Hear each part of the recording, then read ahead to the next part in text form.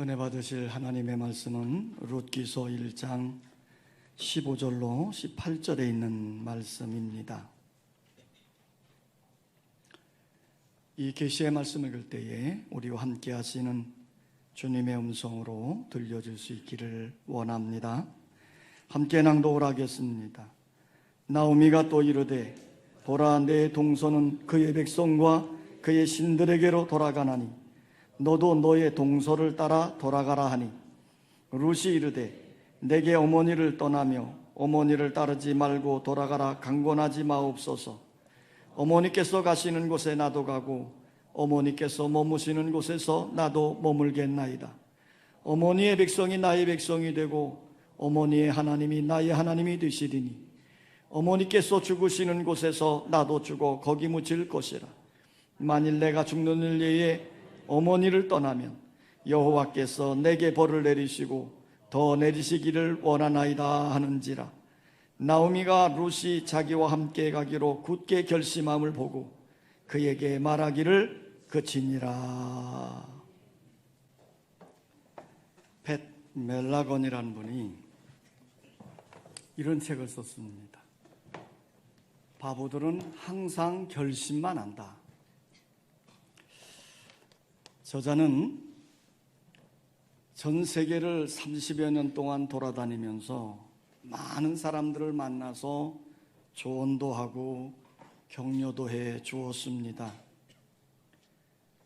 그런데 사람들은 자신의 변화나 능력을 제대로 감당하지는 사람들이 별로 없었다는 것이에요. 그러니까 많은 사람들이 자신의 능력을 제대로 펼쳐보지도 못하고 환경에 사로잡혀서 포기하고 낙심한다는 거지요. 우리가 확고한 결심을 가지고 도전 정신을 가지고 앞을 향해 나아가면 반드시 성공적인 삶을 살 수 있음에도 불구하고 그렇게 하지 못하고 포기한다는 것입니다. 그러니까 이 말은 결심은 했는데 그 결심을 행동으로 옮기지 못한다, 그런 말이에요. 존 F 케네디가 대통령에 당선되었을 때 자신이 가장 존경을 했던 선임자였던 아이젠하워를 찾아갔습니다. 그때에 아이젠하워 대통령이 이제 당선된 존 F 케네디에게 이렇게 조언을 했대요. 당신이 앞으로 대통령이 되어서 일을 할 때 많은 사람들의 의견도 듣고 토론도 하고 자문도 받겠지만 가장 중요한 것은 당신의 결단력입니다. 그리고 무엇인가 결단을 했으면 거기에 대해 책임을 질 줄 아는 사람이 되어야 합니다. 그랬다는 거예요. 결심할 수 있고 결심한 것을 실행에 옮기는 사람이 리더이고 성공할 수 있다는 말이지요. 오늘 우리가 함께 봉독한 말씀의 주인공은 룻입니다. 바로 이 룻이라고 하는 여인이 결심을 한 내용이거든요. 그의 시어머니 나오미는 룻이 모압 지방에 계속 남아서 자기 나름대로 행복하게 살기를 권면해주고 있는 거예요. 그의 동서인 오르바는 나오미의 간청에 마음이 흔들려서 이별의 입맞춤을 한 후에 자기의 고향으로 돌아갔지요. 이 나오미는 계속해서 룻에게도 친정으로 돌아가라고 강청을 하는 겁니다. 오늘 15절 말씀을 보면요, 나오미가 또 이르되 보라, 내 동서는 그의 백성과 그의 신들에게로 돌아가나니 너도 너의 동서를 따라 돌아가라. 자, 지금 시어머니가 계속해서 강청하는 거예요. 내 동서를 봐라, 내 동서를 따라가라. 사람들은 중요한 일을 결정할 때 앞선 사람의 영향을 많이 받게 됩니다. 오르바가 진정으로 돌아갔으니 룻도 진정으로 돌아가는 결정이 쉬워 보이는 거지요. 혼자서는 못하다가도요, 누군가가 결정을 하고 앞서가면 우르르 따라가는 것, 이게 사람들의 심리입니다. 또 결정을 하고도 앞사람이 다른 결정을 하는 것을 보게 되어지면 마음에 갈등을 느껴요. 설령 올바른 선택을 했다 할지라도요, 주위의 환경에 영향을 받아서 그 결심이 흔들리게 되는 것이에요. 그러나 룻은 그렇지 않았습니다. 룻의 고백을 들어보세요. 계속해서 시어머니가 모압에 남아라 남아라 강청을 할 때 룻이 이렇게 시어머니에게 고백을 합니다. 룻이 이르되 내게 어머니를 떠나며 어머니를 따르지 말고 돌아가라 강권하지 마옵소서. 어머니께서 가시는 곳에 나도 가고 어머니께서 머무시는 곳에서 나도 머물겠나이다. 어머니의 백성이 나의 백성이 되고 어머님의 하나님이 나의 하나님이 되시리니 그랬어요. 참으로 놀라운 고백이지요. 나오미가 그 백성에로 돌아가라 그러면 룻은 어머니의 백성이 나의 백성이 될 것입니다 라고 대답을 했고요. 또 나오미가 그의 신들에게로 돌아가라 이렇게 말하니까 룻은 어머니의 하나님이 이제부터 나의 하나님이 되실 것입니다 라고 대답을 했어요. 얼마나 놀라운 고백입니까? 그런데 여기서 끝나지 않아요.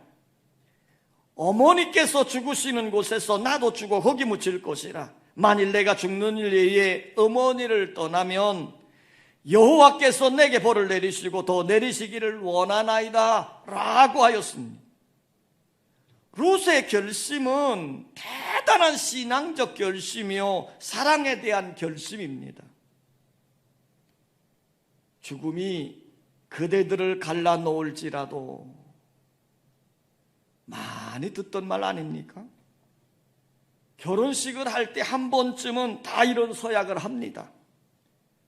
지금 룻은 결혼 서약을 하는 것이 아니에요. 시어머니와 며느리 사이에서 이런 서약을 하는 것입니다. 사랑의 매개체가 되는 남편이 있는 것도 아니고 그렇다고 아들들이 있는 것도 아니에요. 그런데도 룻은 며느리로서 시어머니에 대한 사랑의 희생을 고백하고 있는 것입니다. 더 나아가서 이 고백은 하나님을 향한 뜨거운 신앙 고백이 되기도 하는 것이지요. 그러면 룻이 어떻게 이런 위대한 강한 굳센 결심을 하게 되어졌을까? 따라서 합시다. 룻의 결심은 신앙에 근거한 결심이다. 16절에 보면 어머니의 하나님이 나의 하나님이 될 것이고 17절에 보면 내가 죽는 일 외에 어머니를 떠나면 여호와께서 내게 벌을 내리시고 더 내리시기를 원하나이다 그랬어요. 그러니까 룻이 고백한 것은 여호와 하나님만이 참 하나님이 되신다고 하는 신앙의 근거를 두고 있는 것이에요. 룻이 자기 고향으로 돌아가서 재혼을 하고 남은 여생을 행복하게 보낼 수 있음에도 불구하고 그것을 포기하고 시어머니를 따라 베들레헴으로 가게 된 결심은 하나님에 대한 신앙 때문이라는 거죠. 여기서 여호와라고 하는 명칭을 썼습니다. 이 여호와라고 하는 단어는요, 이스라엘 사람들만이 부를 수 있는 교유명사고 언약의 공동체에 속했다고 하는 고백인 것입니다. 어머니의 백성이 나의 백성이 된다고 고백한 것은 바로 자신이 이방 여인임에도 불구하고 믿음으로 하나님의 언약 백성이 되어졌다고 하는 사실을 확신하고 있는 고백이 되기도 하는 것입니다. 룻은 베들레헴에서 들려오는 복된 소식을 듣는 순간 확실하게 믿음의 결단을 하게 된 것입니다. 그래서 모압을 완전히 떠나기로 한 거예요. 이방 신들을 완전히 떠나기로 한 거예요. 이것이 오로바와는 완전히 다른 점입니다. 우리가 신앙생활을 할 때 분명하게 여호와의 공동체 안에 들어와야 됩니다. 울타리를 맴도는 신앙이 아니라 언약 백성의 일원이 확실히 되어야 하는 거예요. 그래야 축복을 받고 행복한 믿음의 삶을 살아갈 수 있는 것이지요. 바울은 디모데를 향해서 거짓이 없는 믿음이라고 칭찬을 해 주었습니다. 이걸 보면 믿음 중에도 거짓 믿음이 있는 것 같습니다. 참 믿음이 있고 거짓 믿음이 있는 거지요. 거짓 믿음은 고난과 위기를 만나게 되면 드러나게 되는 것이에요. 참 믿음은 고난과 위기를 만나도 하나님을 더 가까이 하게 되지만, 거짓 믿음은 세상을 향해 나가게 되는 것입니다. 오르바는 달콤한 유혹에 끌려 모압에 남고 우상에게로 돌아갔지만, 룻은 끝까지 나오미를 붙잡고 베들레헴까지 오게 된 것입니다. 신앙은 하나님과의 관계에서 형성되는 것입니다. 그 하나님에 대한 뜨거운 사랑과 신앙의 목적이 있어야 합니다.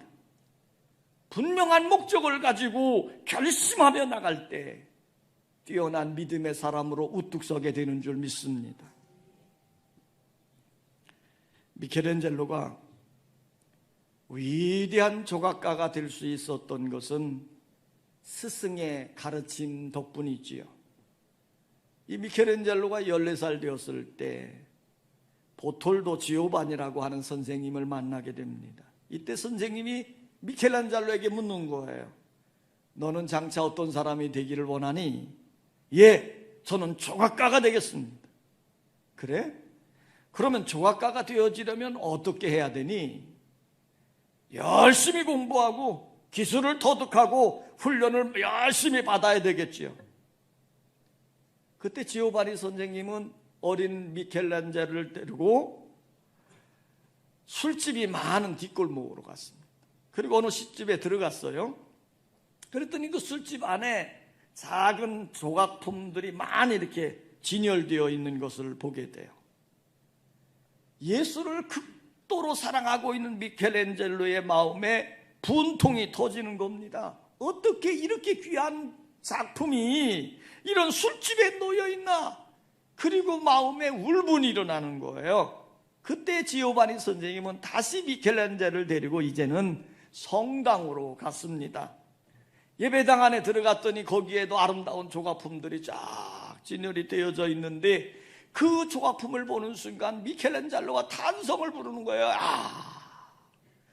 너무너무 감탄을 하고, 그러면서 거기에 대해서 기쁨을 어찌할 수 없는 이 미켈란젤로를 보면서 지오바니 선생님이 이렇게 충고를 해 주었답니다. 미켈란젤로야, 내가 위대한 조각가가 되기 위해서는 공부를 하는 것도 중요하고 기술을 터득하는 것도 중요하지만, 가장 중요한 것은 먼저 목적을 세워라. 내가 돈을 벌기 위해서, 성공하기 위해서가 아니라 하나님의 영광을 위해서 하겠다고 하는 목적을 세워. 이런 선생님의 충고를 받은 미켈란젤로가 14살 때예요. 선생님 앞에서 나는 하나님의 영광을 위하여 위대한 조각가가 되겠습니다 라고 결심을 했더랍니다. 하나님의 영광을 위한 분명한 목적을 가졌던 어린 미켈란젤로는요, 어떤 자가 됐습니까? 세계적인 조각가요 미술가가 되어지는, 그래서 하나님께 큰 영광을 돌리는 아름다운 역사를 이루었습니다. 여러분, 분명한 목적이 있고 그 목적을 향한 결심을 하고 그 목적에 힘쓸 때에 아름다운 열매들이 맺혀지는 것입니다. 우리의 남은 시간을 하나님 앞에서나 사람 앞에서나 부끄러움이 없는 아름다운 믿음으로 사는 여러분의 삶이 되시기를 주의 이름으로 축원합니다. 따라서 합시다. 룻의 결심은 사랑에 근거한 것이다. 자, 15절 말씀을 다 같이 한번 읽어볼까요? 15절 다시 한번 읽습니다. 15절 시작.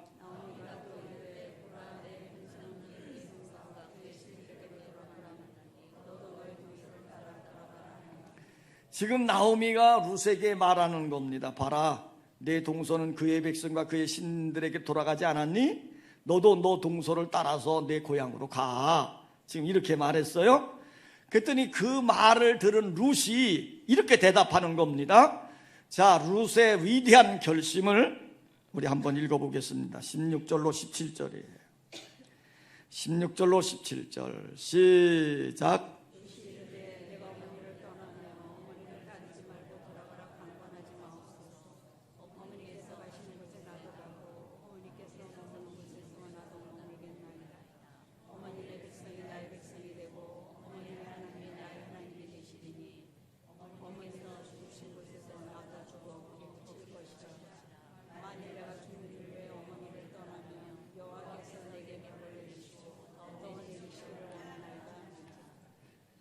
자, 우리가 이 말씀 중에서 알 게 있습니다.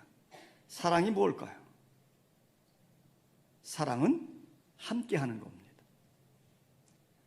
하나님이 우리를 사랑하셨다. 그런데 그 사랑을 우리가 무엇으로 알 수 있나요? 성경은 우리에게 이렇게 얘기합니다. 하나님이 친히 인간의 몸을 입고 이 땅에 오셔서 우리와 함께 하셨다. 그 말을 뭐라고 표현하지요? 임마누엘이라. 이게 하나님의 사랑이라는 거예요. 여러분, 사랑은 함께하는 것입니다. 지금 룻이 자신을 모압에 남도록 강청하고 있는 시어머니에게 이렇게 대답하지요. 어머니는 강권하여 나를 돌아가라고 하시지만 나는 어머니를 사랑하기 때문에 같이 있겠습니다. 죽을 때까지 함께하겠습니다. 자, 지금 룻이 고백하고 있는 이 고백은 사랑에 근거한 고백이 되는 것이에요. 룻처럼 하나님을 사랑하면서 끝까지 함께 하겠다는 사랑으로 부모님을 사랑하고 남편을 사랑하고 아내를 사랑하고 자식을 사랑해야 될 줄 믿습니다. 청춘 남녀들이 상대방에게 청혼할 때 잘 사용하는 말이 당신 없이는 못 살아, 너 없이는 못 살아, 이것이지요. 그런데 심리학자들의 말을 통해 보면요, 이런 사랑이 18개월을 간답니다. 기적이 일어나면 그런 마음이 3년을 간대요. 사랑의 유효기간이 있을까요?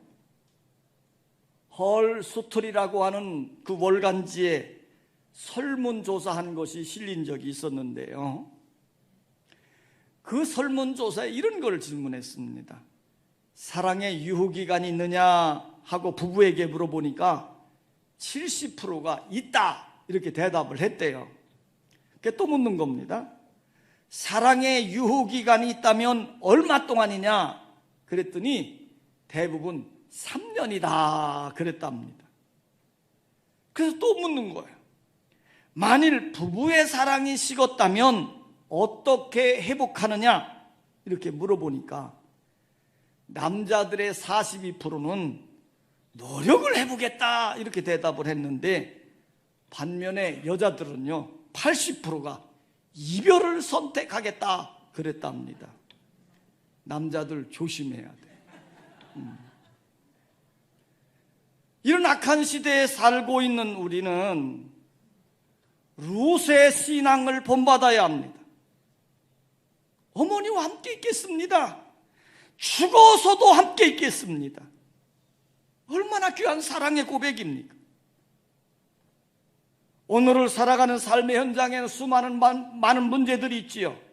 개인의 문제도 있고 가정의 문제도 있고 사회 문제도 있고 인간관계 문제도 있습니다. 특별히 부부 문제가 있는데 이 문제들을 어떻게 해결해야 될까요?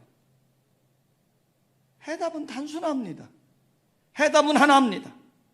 사랑밖에 없습니다. 사랑하면 되는 겁니다. 사랑은 허다한 죄를 덮느니라. 사랑의 눈으로 보면 허물도 잘못도 보이지 않고 모든 것이 아름답게만 보여지는 것이기 때문이지요. 남의 문제가 아니라 내 자신의 문제입니다. 왜 살면서 자꾸 불평이 나오고 짜증이 나옵니까? 사랑이 식었기 때문이에요. 내게 사랑이 식어버리기 때문에 보는 모든 것들이 다 달라져 버린 거예요. 남편을 보든지 아내를 보든지 시부모를 보든지 며느리를 보든지 자식을 볼 때에 불평이 나고 짜증이 나는 이유가 뭡니까? 전부 사랑이 식어서 그런 거예요. 어떤 사람이 고백하기를요, 정말 사랑하니까 곰보가 보조개로 보이더라 합니다. 사랑하면 아름답게 보이고 귀하게 보이는 거예요. 사랑하면 모든 것을 덮어주고 이해하게 되는 것입니다. 이제 우리는 루처럼 뜨거운 사랑을 회복해야 될 줄 믿습니다. 죽을 때까지 함께 하겠다고 하는 진정한 사랑의 고백이 여러분들 속에 있기를 원합니다. 진정한 사랑은 함께 하는 것이지요. 따라서 합시다. 룻의 결심은 희생의 근거이다. 자, 17절 말씀을 다시 읽습니다. 17절 다 같이 시작.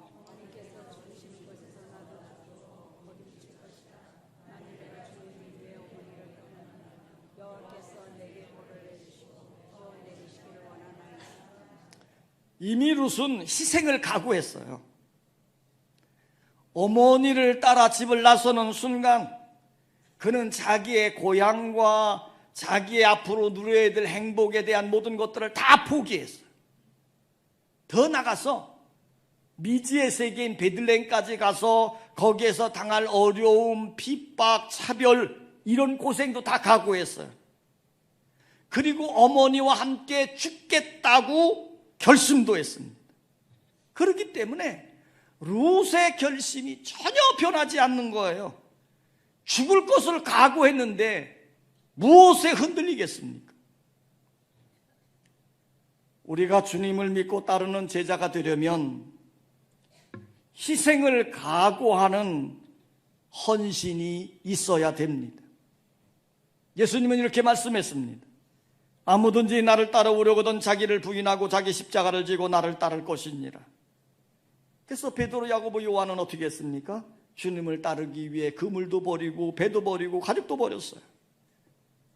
사도 바울은 주님을 따르기 위해서 모든 것, 그렇게 부귀영화 누릴 수 있는 모든 것 다 배설물처럼 버려버렸습니다. 이런 사도 바울이 예루살렘으로 들어가 복음을 전하기로 결심했을 때에 그는 죽을 각오를 했습니다. 성경은 이렇게 증언합니다. 보라, 이제 나는 성령에 매여 예루살렘으로 가는데 거기서 무슨 일을 당할는지 알지 못하노라. 오직 성령이 각성해서 내게 증언하여 결박과 환난이 나를 기다린다 하시나 내가 달려갈 길과 주 예수께 받은 사명 곧 하나님의 은혜의 복음을 증언하는 일을 마치려 하면은 나의 생명조차 조금도 귀한 것으로 여기지 아니하노라. 지금 사도 바울이 예루살렘으로 들어가는데 칭찬과 환호가 기다리는 것이 아니라 환난과 핍박이 그를 기다리고 있다는 거예요. 그런데도 죽을 각오를 하고 들어가니 담대해지는 거지요. 마치 룻이 시어머니를 따라 베들레헴으로 들어가는 길과 같이 죽을 각오를 한 것입니다. 죽을 각오를 하면 담대하지요. 일제시대 때에 많은 젊은이들이 만주로 가서 독립군에 입대를 했습니다. 독립군에 입대할 때에는 세 가지를 묻는데요. 첫째, 당신은 총에 맞을 죽을 각오가 되어 있는가? 둘째, 굶어 죽을 각오가 되어 있는가? 셋째, 추위에 얼어 죽을 각오가 되어 있는가? 그래서 예스, 그러면 독립군에 들어가는 거예요. 오직 한 가지입니다. 세 가지 질문이지만 뭐예요? 죽을 수 있느냐 이 말이에요. 여러분, 우리도 주님의 십자가의 군병들입니다. 십자가를 질 희생을 각오한다면 담대하여 능력 있는 삶, 승리하는 삶을 살게 되어지는 줄 믿습니다. 내가 죽고 내가 헌신해야 사랑의 열매는 맺혀지기 때문이지요. 1948년 제2차 세계대전이 끝난 후에 세계 기독교 협의회가 네덜란드의 수도 암스테르담에서 모여서 전쟁에서 폐허가 된 사람들을 생각하면서 인류의 죄를 회개하는 예배를 드리게 되어졌습니다. 기록에 의하면 그 예배 때 강단 옆에 관을 하나 놓여 있었고, 이제 개의 예배를 부르기 시작할 때 그 앉아있던 모든 분들이 일어나서 앞으로 쭉 줄을 지어 나와가지고 그 관 속을 한 번씩 들여다보는, 그리고 자리로 돌아가는 거였습니다. 그런데 여러분, 그 관 속에 뭐가 들어있는 줄 아십니까? 거울이 들어있었습니다. 사람들이 관 속을 들여다볼 때 자신의 모습을 보게 되는 것이지요. 관 속에 들어가 있는 죽은 자신의 모습을 보는 것이었습니다. 이 의미가 뭐냐? 내가 죽어야 이 땅에 진정한 평화가 임하는 것이고, 내가 죽을 때에만 그리스도의 사랑이 다시 살아난다 하는 상징적인 것을 표현한 예배였던 것입니다. 죽어야 합니다. 내가 죽어야 합니다. 그래서 사도 바울은 내가 매일 죽노라 이런 고백을 했어요. 오늘 루시 죽을지라도 어머니와 함께 하겠다고 결심한 뜨거운 사랑을 생각해 보면서 주님과 뜨거운 사랑의 관계를 이루시는 여러분 되시기를 원합니다.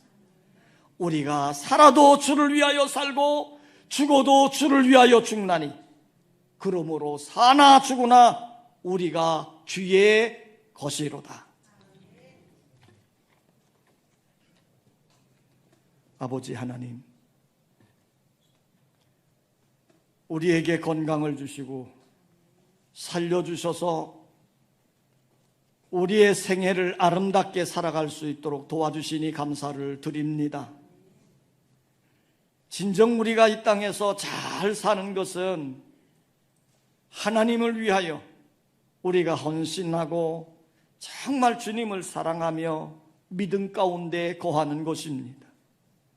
사랑할 때 모든 것들이 아름답게 보이고, 사랑할 때 모든 것들을 기쁨으로 행할 수 있는 힘이 생겨지는 것입니다. 아버지 하나님, 우리에게 주님을 사랑할 뜨거운 마음을 허락해 주시고 주님의 말씀을 들고 사는 믿음으로 견고해지도록 주님이 우리를 축복해 주시옵소서.